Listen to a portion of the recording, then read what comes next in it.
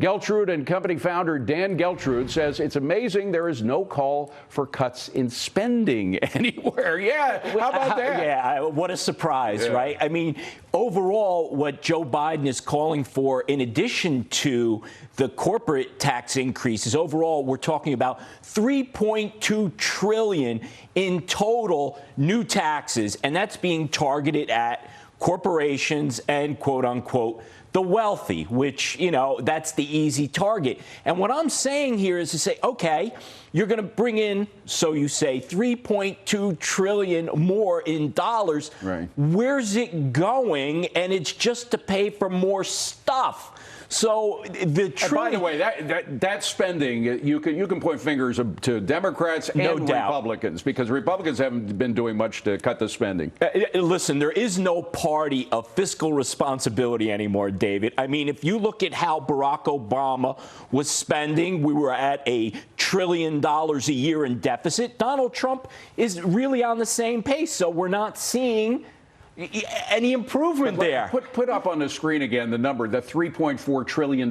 That's the amount of money that the vice president says he can get from raising taxes. Now, very often, when you say you can get that, if you do what's called a static analysis, you just look at the numbers and not how it affects people and their motivations.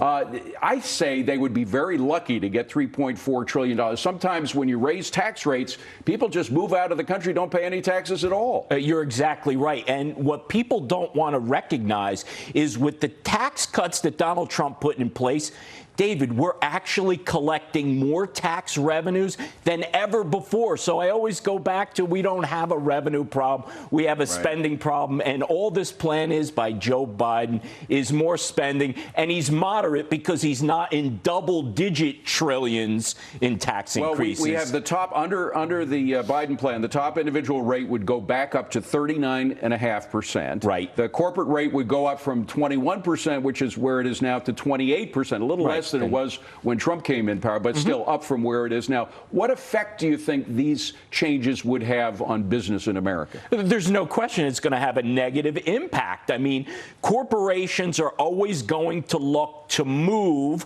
where they're going to have the greatest tax advantages. And if that means moving out of the United States, then so be it. Now, Biden is proposing some additional taxes for companies who do that. But I say that those corporate tax attorneys are a heck of a lot smarter than the people in Washington. It does seem that they are. It's kind of like the high-tech industry. When they face off with the politicians always lose. It's the same with the lawyers and the accountants. They always seem to win in these tax fights with the politicians. That they do. Dan, thank you very much. Great to see you. Thank you. Appreciate it. Well.